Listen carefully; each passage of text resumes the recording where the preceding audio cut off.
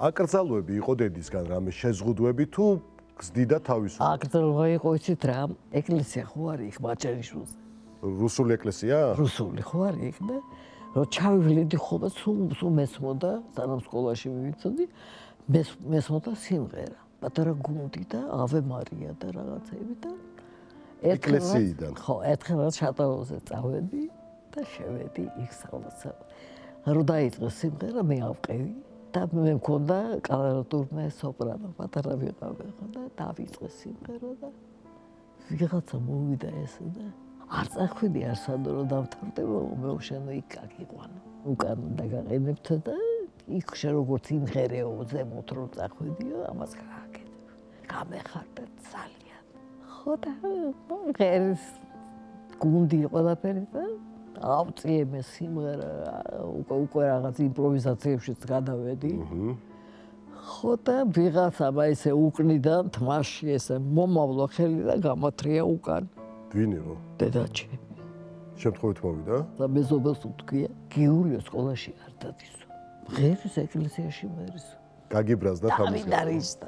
როგორ მე სკოლაში ვიყავი, შენ არ იყავი? არ გიდასწავლა, არა მეთქი. აბა რა გინდოდა სიმღერა? დაგსაჯათ მაინც თუ აღარ? წამიყვანა სახლში, დანაღა აგური, დაარა კუთხეში. და დაჭექი იქა უმუხლებით. მუხლები დადექი წავედი და დავჭექი მუხლებით. ეგ სასტიკი დასჯა. მერე მოვიდა ჩამეხუტა ტირის ღვაპაღუპის იმასწრებლები, მესწრებლები 27 წლის გოგო იყო. მიხვდა რომ ეს იყო ზედმეტი დასჯა. ჩამეხუტა გენაცვალოს დედა და ხო ხედავ არა რა დღეში ვარ და მე უკვე აღარ ვიცი რას ვაკეთებ. ხო, მესმის. ეხლა დედამ მითხრა რომ იცი რა პურის წიგნაკები ხო იყო მაშინ.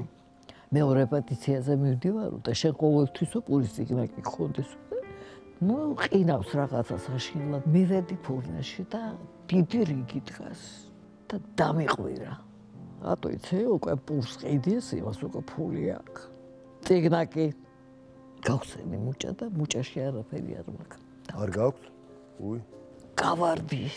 დავდივარ იქ სადაც ვიარი. ტირი რა ქნათ ერთი თვის პური გვაქვს დაკარგული. რაც იტყვის დედა, ვერ ვიპოვნე. მოვედი ავძვერი ეს თუთის ხეზე, ჩემ ბროდვეიში და ვზივარ. დედა ჩემს ველოდები, როგორ დამსჯის მე. მოვიდა. გიული კიდე ხეზე ხარ გაწო. ჩამოდი ახლა, ჩამოდი რაღაცა საჭმელი. პური არ არის. არ ჩამოვდივარ. მე ვერ ამოვალო და ეხლა არ გამოაბრაზო, ჩამოდიო. დედა მე დავკარგე პურის წიგნი. პაუზა. არა უშავს. აბა რა ვჭამოთ? ბიძიასოსო სოფლიდან ჩამოვიდაო. ჭადის ფული ჩამოიტანაო. ისე რომ ჩვენ გადარჩენილები ვართ. ანუ არანაირად არც გისაკვეთლოთ ამის გამო.